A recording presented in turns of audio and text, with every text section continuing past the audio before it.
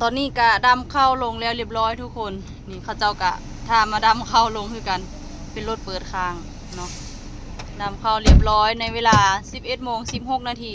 เดี๋ยวรถ2,000ก็ว่าครับรถซุ่มนี้แม่รถเปิดคางเฮ็ดยากแห้งก็บ่ได้เปิดเคลียร์ลงบ้านโอ้แม่นซัวสิแล้วเป็นชั่วโมงพุ่นแหละซัวสิแล้วพวงนึงเฮาสิได้ไปพุ่นเนาะเฮาสิได้ไปอำเภอหยังเหรอโพธิพิสัยเนาะแม่นไปบัดนี้แดดแห้งเดินทางยาวไปอำเภอโพธิพิสัยก่อนเป็นจังไดเดียวแม่นถ้าบ่ได้ไปเขาเจ้าให้งดไปเนาะเพราะว่าแม่น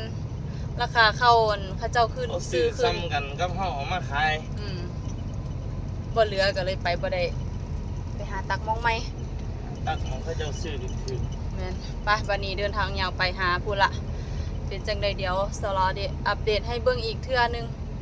เขาเจ้ามานี่ขายหยังกระป๋อง